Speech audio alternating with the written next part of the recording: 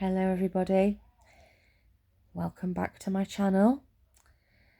I am Emma and this is my ASMR channel. I will be reading the next story from Christina's Kite.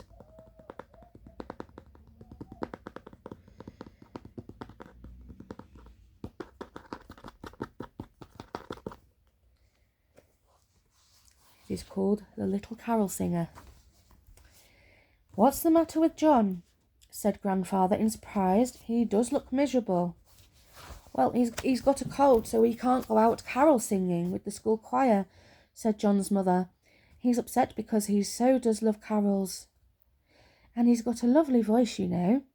"Yes, I know," said Grandfather. "So had I when I was a boy like John. Tell John to come along to me. I've got something to tell him." John came and went over to his grandfather.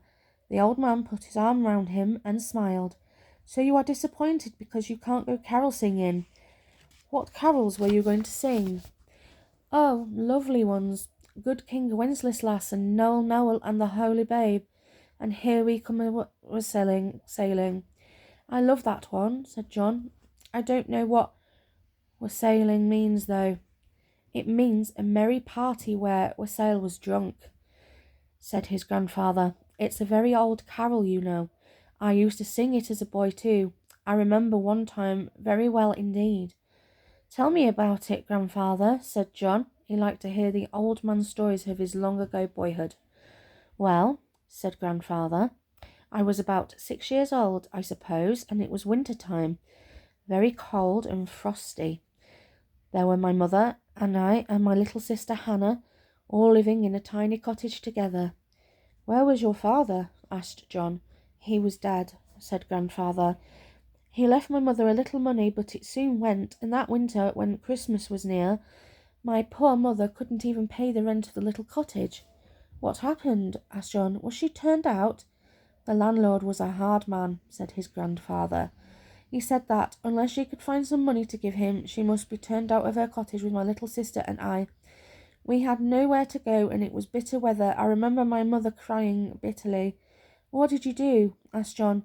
"Well, I made up my mind that I must get some money somehow," said Grandfather. "So I put on my cap and my coat, and I went out into the snow. But nobody wanted a little boy's work. Nobody wanted snow swept away or errands run. I didn't get a single penny." "Poor Grandfather," said John. "I would have given you everything in my money box. Yes, even my bright new pound coin." "I began to trudge home in the snow, cold and hungry," went on the old man.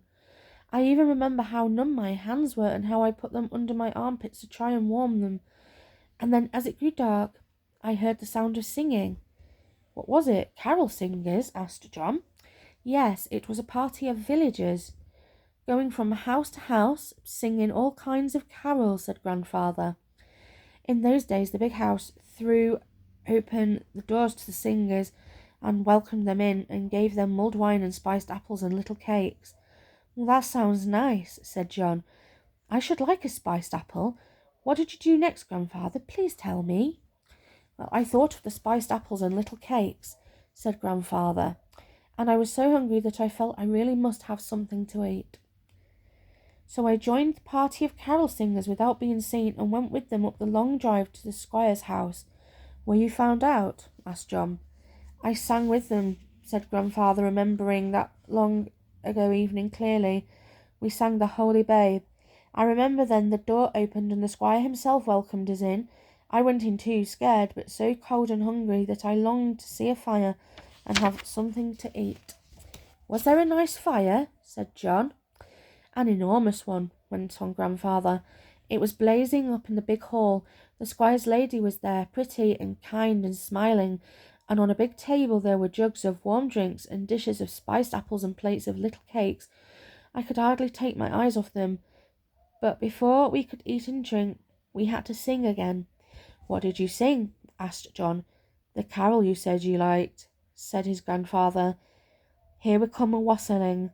I sang too because I knew the words and the tune, and I remember the villagers turning to stare at me and wondering how I came to be with them. I remember the squire's lady looking at me and listening to my voice, and at the end she said, 'Little boy, you have a very sweet voice. I would like to hear you sing by yourself.' Oh, Grandfather, what happened then? Asked John. I sang the chorus of Here We Come a-Wassailing, said Grandfather, and everyone listened because in those days I had a lovely voice. And then the squire's lady gave me something hot to drink and a spiced apple and 2 little cakes. I drank my drink and ate the spiced apple, but I put the cakes into my pocket. Why, to take home? Asked John. Yes, for my mother and sister, said Grandfather. But one of the villagers saw me stuffing the cakes into my pocket and he was angry. I think he thought I had taken them from the table when no one was looking. He began to scold me, and what with the hot drink and the blazing fire and the thought of going home to my mother without anything at all to give her, I suddenly found tears pouring down my cheeks. I was so ashamed I tried to stumble to the door and go. Did they let you? Asked John. Poor Grandfather, what a horrid ending to your evening. Oh, that wasn't the end, said Grandfather. The squire's lady jumped up, put her arms around me, and led me to a seat by the fire. Now you tell me why you are sad, she said. A boy with a voice like yours shouldn't be sad, he should be glad. She was nice, said John, so I told her everything, said Grandfather, about my mother and sister, and how we had no money, and how the next day we were all to be turfed out into the snow. I told her I had no right to be with the carol singers or to eat her apples and cakes. But by that time the others had gone on their way, and I was left with the squire and his lady.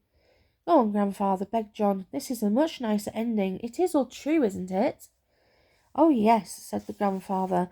Quite true. The squire took me home to my mother and told her that he had a fine little cottage she could go to the next day and pay no rent for, but he wanted one thing in return. Well, what was it? Asked John. He wanted my mother to let me learn singing and music and to have my voice trained. He said that when I grew up and earned money by my voice and music, then I could pay him back, said Grandfather. My mother could hardly believe her ears. Oh, Grandfather, such a famous singer and musician, cried John, all because you went carolling one night, hungry and cold. Yes, so now you know why, like you, I love the old carol Here We Come a-Wassailing, said Grandfather. Let's call Mother, go to the piano and sing it together, shall we? And I shall remember again the time I, too, went wassailing years and years ago. Wow, that was a nice story, wasn't it? Thank you for watching my video. If you liked it, please subscribe. Please give it a thumbs up, a comment and a share. I shall see you for the next video when I shall be reading another story from Christina's Kite called Jiffy Gets Into Trouble. Thank you again and see you next time. Bye bye.